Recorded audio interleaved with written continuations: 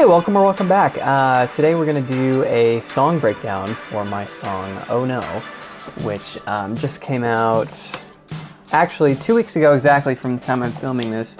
It'll probably be a little bit later that you guys will get this video, but I just wanted to go into the project file and do a breakdown of the stems and all the different parts of the song. So that's what we're doing today. I wanted to set up a green screen. I mean, it's literally right here. For some reason I thought I could duct tape it to my ceiling, but that didn't really work out. So instead, we're just gonna clip a little box, I think, and I'll try to stay in that box. I don't know, because we'll want to adapt it for vertical, but we'll see. People have had a really positive response to this song, and it's just blown me away, and I thought, why not take a little dive into the song itself? I produce everything myself, mix and master everything myself. I guess I should start by telling the story of the song. So the song was inspired by a dream that I had. So basically the premise of the dream was, I went to an apartment showing, and I got really comfortable. I started cooking breakfast. I made myself breakfast, started watching the TV, and then I realized something was off. I realized that I was not at an apartment showing. I had just broken in to an apartment. So after realizing I'd broken in, I didn't want to go to jail. So I started putting everything exactly the way I found it so that they wouldn't call the police, and then I left. And that's kind of where the genesis for the idea for the song and the video was. Let myself in with the key that you gave me, spend the whole day just watching your TV. So getting into the project file here, this is not I'll minimize the mixer. This is not the full project with the vocals and everything, and this also isn't after mixing. This is just the instrumental. And we have 84 tracks here. So we have all of these drum tracks. We have 3 bass tracks, 3 different bass sounds.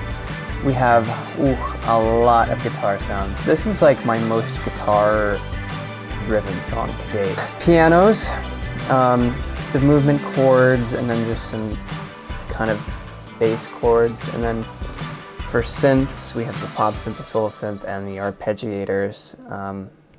Cool. So I guess we'll just start at the top with the drums. So if we isolate the drums by themselves, once again, this is not like the final mix, this is just from the project file. So as you can see, we have, let's just play it all together. We'll go to the last chorus so we get all the sounds at once.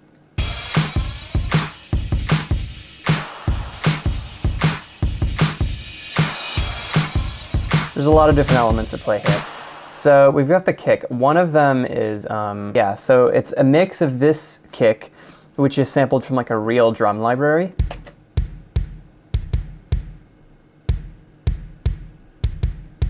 And this kick, which is like a sample from a sample pack. I couldn't decide which sound to go with, so I went with both. Mixed them. The sample kick gives it like, you know, some punch, but the sample kick gives it a charming sound.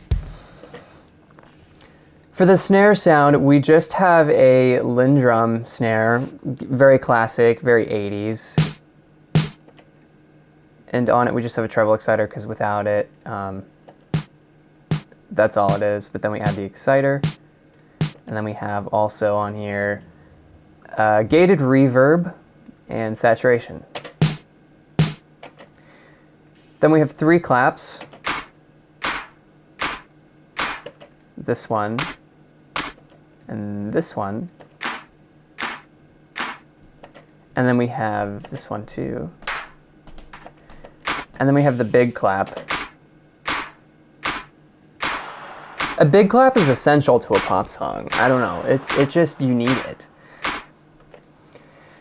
Then we have a whole legion of shakers. I don't really use loops. I know a lot of people use loops, but I just like putting together all my own everything. But I use synth presets, so I can't really talk. So here we've got all the shakers.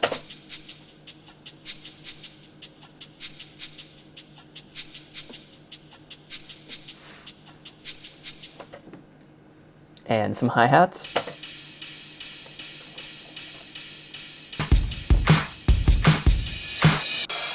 And we've got rises and crashes. The drums just kind of give like an upbeat, kind of 80s, kind of indie, kind of 2010s feel.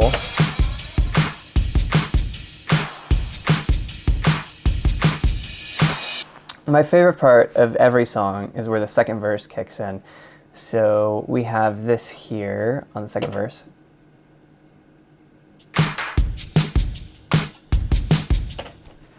Very good.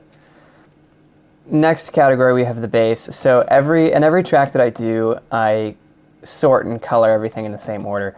So it's always drums in red, bass in purple, guitars in aqua, piano in kind of an ivory color, and synths in green. I don't know, I came up with this kind of code like late in 2020 or early in 2021. And I just stuck with it for some reason. I don't really know where it came from, but it's just what I do now for all of my projects. Okay. For the bass sound, we have 3 different sounds layered together. What better way to give a song an 80s feel than to use a DX7? I think it's just the perfect sound to kind of slip in to really just establish that 80s vibe.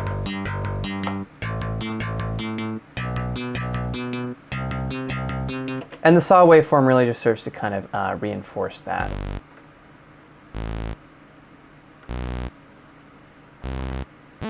So altogether it sounds like...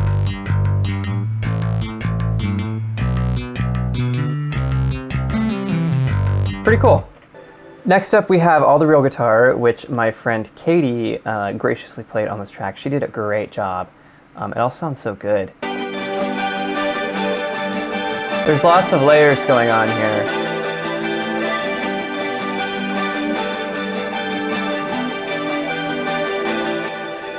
I think the guitar layer that's the most distinctive and I find people ask me about a lot is this one.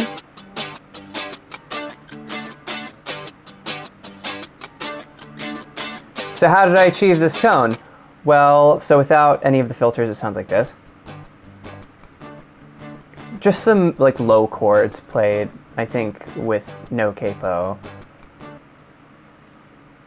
And then what we added on here is first a compressor, and then an EQ, cutting out the lows and really just boosting in the 3 to 6K range, which I find is like the only place I can really put my guitars. If I get them any lower, they clash with the vocals so much. And then a chorus with a lot of voices, and then saturation, and then just another little refining EQ here. So that's how we get that sound. And most of the guitars here are processed pretty similarly. Like here are some of the chorus drums. What's different here is we have a little bit more like top end. Yeah. And then we also have this gated reverb here, or this non-linear reverb, technically.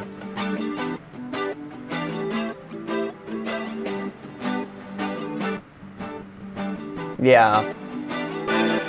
And then we also have the like 8th note strums, which are really regular.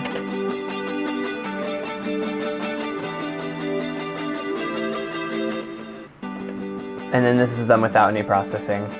It's really interesting how the guitar, when you first start out with it, it might not fit into the sonic landscape at all, but it's all about how you mix it, you know?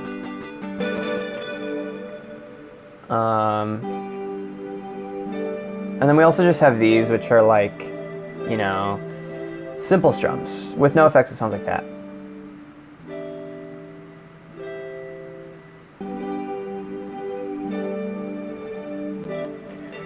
For me, getting a pop song to sound good is all about just building layers, kind of finding similar melodies and just adding similar things.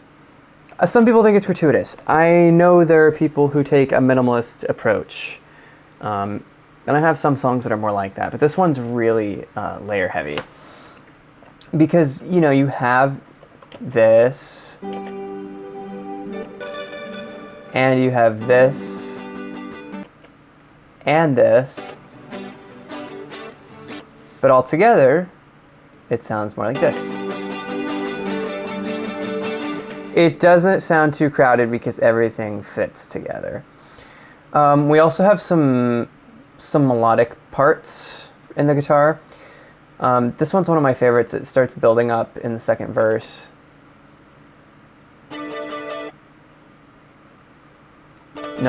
With no effects, but then with effects back on. Very 80s inspired. Kind of disco too. In the chorus, we have some solos, which include this.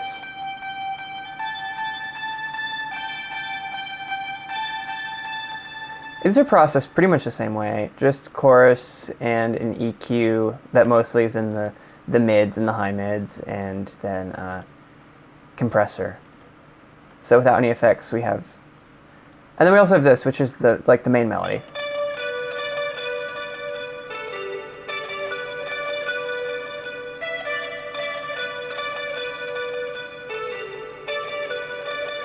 And that follows like the the melody of the song, because it's, oh no, did I get too close? Did I break your heart again? But it's not exact, because it goes with the synth, but we'll get to the synth later. Next up, we have this, just this high part.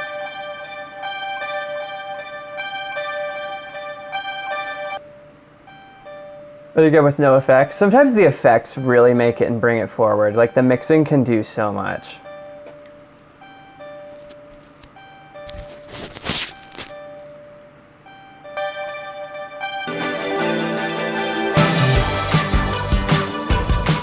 Next up, we have our chords. So we have piano, piano.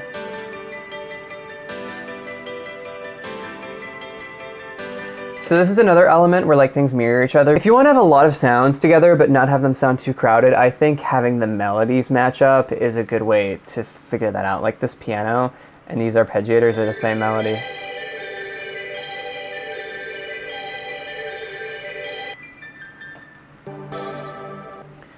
Then these are what I call the movement chords, and it's basically just like, some synths that just follow the chords.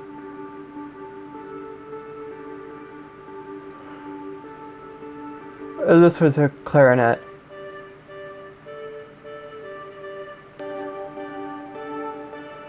I don't know how much they actually add, but it's in there, so. Then for like the chords, I have this pad that just plays the tonic power chord the whole time, the entire song. It's always there. And I think that just kind of gives it room. And just the octave up.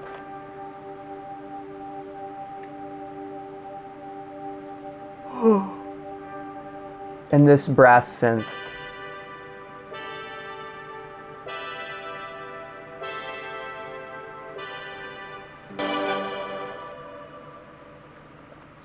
Now for the synths, almost always my favorite part. Whenever you listen to the synths, it's like transcending.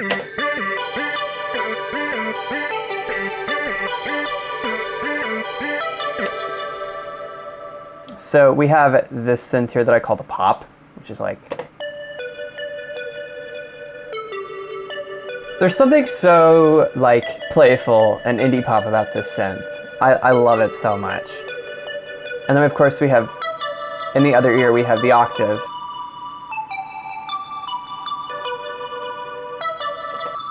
And then we have this synth that I call the swivel, and it just goes. Love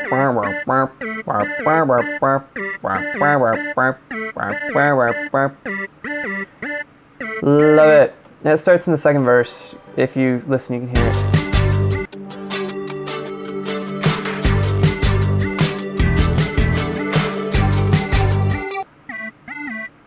I don't know why, but that could be my favorite part. It does so much, I think. And of course we have an octave too. I don't know how I lay synths, because sometimes I do it wrong and it doesn't work, but like, when it works, it works. Then we have the arpeggiators. We have this one which is super high, like a treble range, so it's pretty quiet. But then this one starts playing in all the pre-choruses and really adds to that build-up. Because like you just have verse, but then Little twinkle.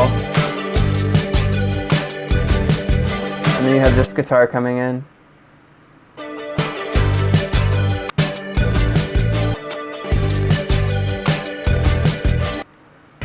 The bass line in the verse is so simple.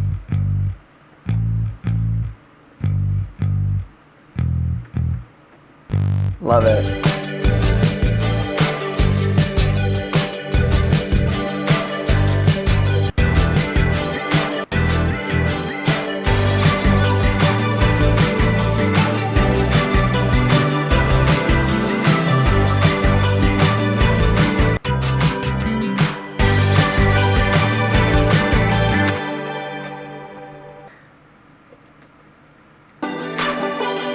So now with the vocals. Let myself in with the key that you gave me. Spent the day just watching your TV. The lead vocal is very compressed, obviously, as most lead vocals in songs are. And I have this little gated reverb, or I have this little nonlinear reverb that comes after it. And it's also sidechained to it, so it's like, you know, it fills in the gaps. Oh no, did I get too close? Did I break your heart again? And then we have doubles. Oh no, did I get too close? Did I break your heart again? Oh no, it's up in... So that just kind of, you know, you need doubles because it goes to the side ear. And by the way, these are kind of like pre-mixed, so in the final version, the levels are way different and they're nowhere near as harsh. We have harmonies. Oh no, did I get too close? Did I break your heart again? Oh no, it's up in smoke. The band that you taught me, saw your friends couldn't keep their hands off me. So from backstage, I was acting real cocky. In the bathroom, sipping black coffee.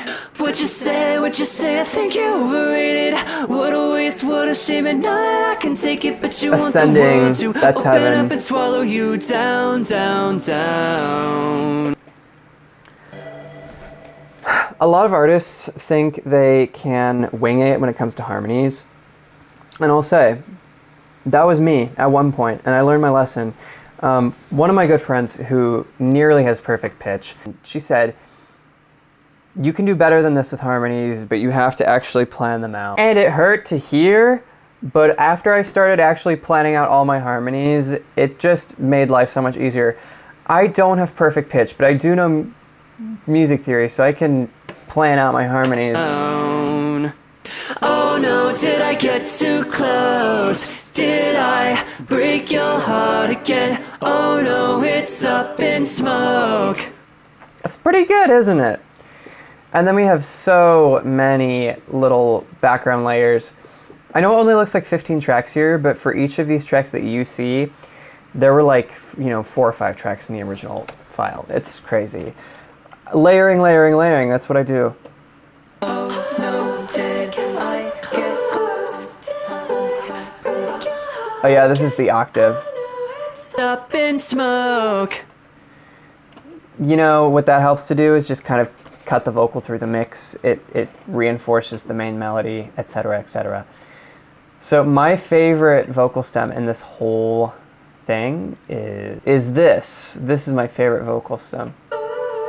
It's so catchy. It gets stuck in my head all the time. Oh my god. Oh no, are we one stone's throw apart, break then stop. And then we have these two.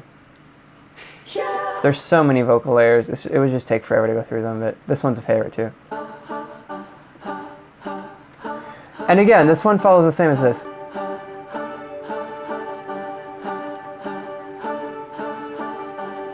They're the same.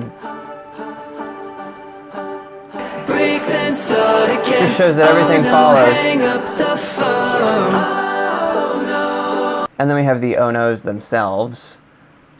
One for the lead and one for the harmony. Oh no. Oh no, are we one stone's throw apart? This is my first time doing a song breakdown like this. I hope you liked it. If you want to see me break down another song, please let me know. I'm thinking I'm going to put these stems up on my Bandcamp. So if you want to, if you want to mess around with them, I'll put them up for like $5. Give me $5 and you can mess around with my stems. Seriously, if you guys want to see me break down another song, just let me know and I'll do it. See you on the flip side.